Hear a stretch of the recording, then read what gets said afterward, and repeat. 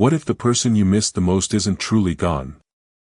What if, right now, in ways too subtle for the eye but undeniable to the heart, they're still with you? I know how that sounds. Part of you wants to dismiss it. To call it grief, memory, imagination.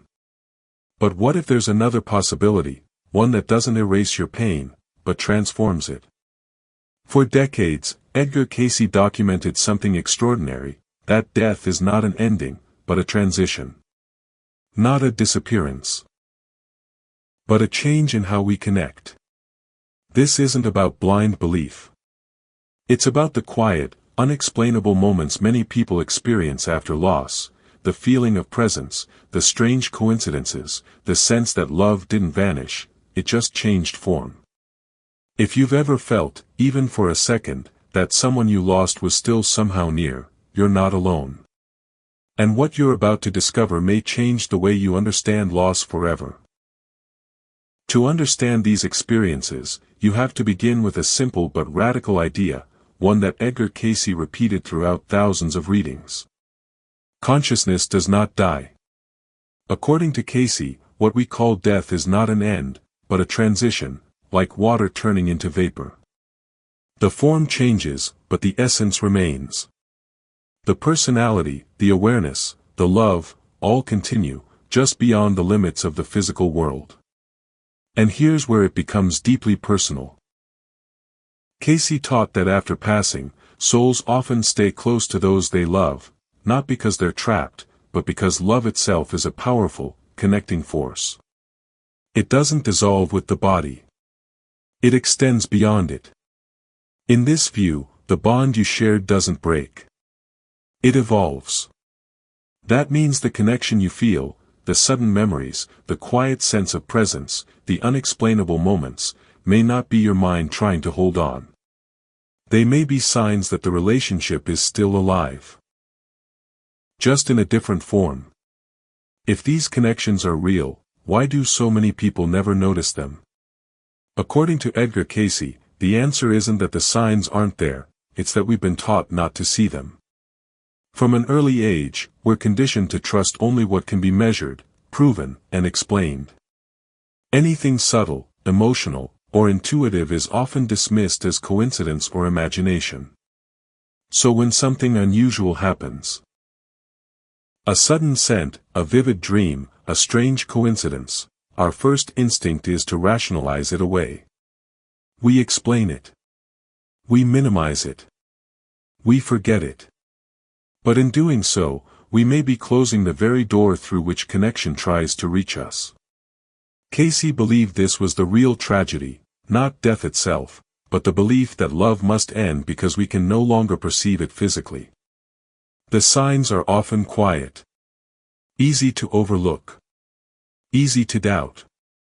And if you're not open to them, you might miss them entirely. One of the most common signs, according to Edgar Cayce, happens in the quietest hours of the night. You wake up suddenly, often between 2 and 4 a.m., but not with anxiety or fear. Instead, there's a strange calm. A stillness. A feeling that you're not alone. It's as if something gently pulled you into awareness, not to disturb you, but to reach you.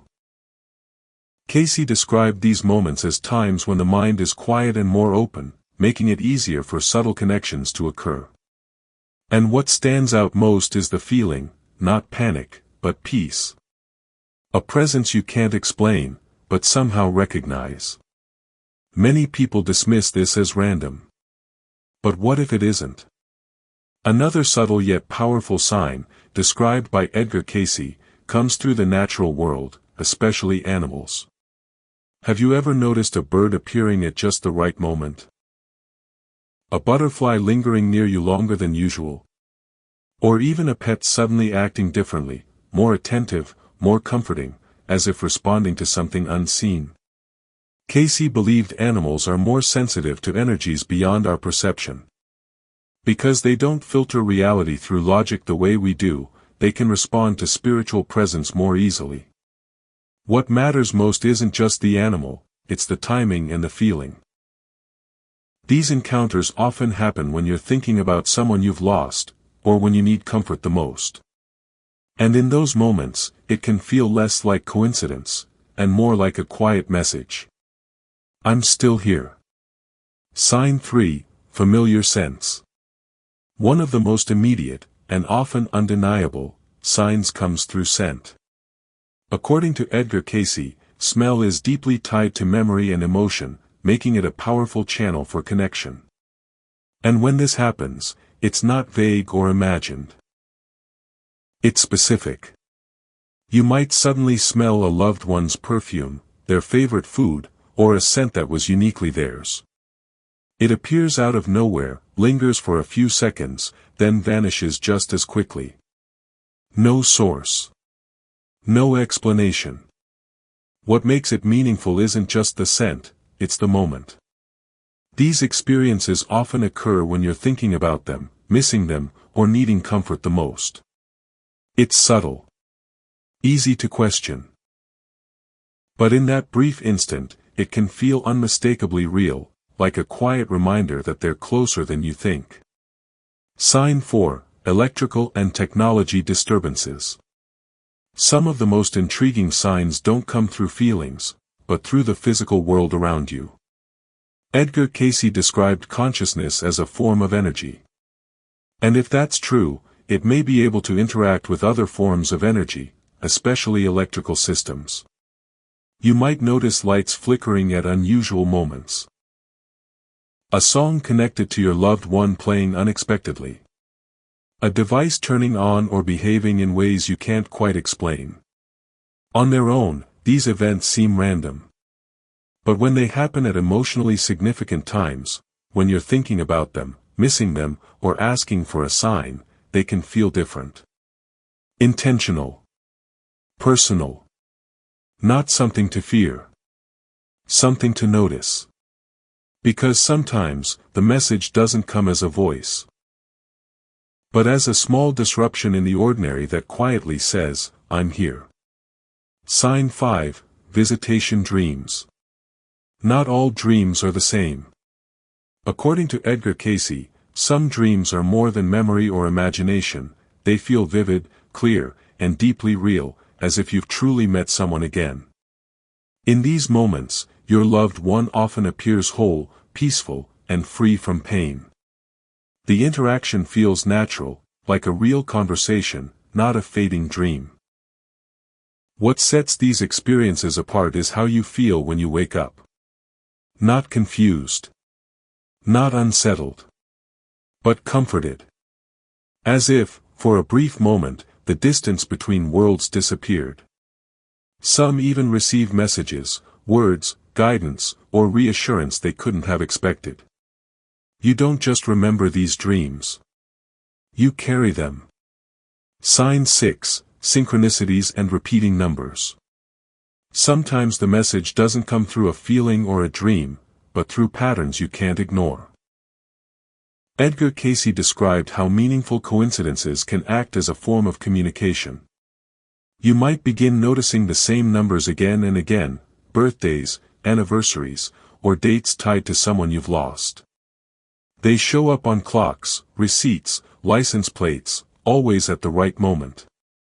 Or events start aligning in ways that feel too precise to be random, hearing their favorite song just when you're thinking of them, receiving a call or message at an emotionally significant time. Individually, these moments seem small. But together, they form a pattern. A quiet signal woven into everyday life, subtle, but persistent. As if something, or someone, is gently trying to get your attention, without saying a word. Sign 7, felt presence, the ultimate sign. The most powerful sign is also the hardest to explain. It's not something you see. Not something you hear. It's something you feel. Edgar Cayce described this as a direct awareness. A quiet, unmistakable sense that someone you love is near. No proof. No physical evidence. Just a deep inner knowing. It might come in a moment of grief, when you suddenly feel surrounded by comfort. Or in silence, when a wave of peace replaces your pain. Or even in important decisions, when guidance seems to arrive without words. There's no logic to it. And yet, it feels real in a way that logic can't touch. Many people dismiss this feeling. But what if this, more than anything else, is the connection itself? These signs aren't random moments of comfort. According to Edgar Cayce, they are part of something much deeper, an ongoing relationship that didn't end, only changed form. When someone passes, they are no longer limited by the body. They're not bound by time, distance, or physical presence. That means connection doesn't disappear, it expands. The signs you experience, the dreams, the feelings, the coincidences, are not isolated events. They are expressions of a bond that still exists. A relationship that is continuing, just in a different way. But here's the key, this connection depends on awareness. The more you notice, the more you acknowledge, the stronger it becomes. Not because you're creating it, but because you're allowing yourself to receive it. What once felt like loss can begin to feel like transformation. Not an ending, but a different kind of closeness. The most important realization is this. The relationship doesn't end when someone dies. According to Edgar Cayce, it changes, but it doesn't disappear. The connection you shared is not tied only to the physical world. It exists on a deeper level, one that continues beyond it. What once relied on presence, touch, and words, now moves through feeling, intuition, and awareness. And in some ways, it can become even more expansive. No distance. No time. No limitations. But this shift requires something from you. Not belief without question, but openness without immediate rejection. Because if every sign is dismissed, every feeling ignored, the connection fades from your awareness, not because it's gone, but because it's no longer recognized.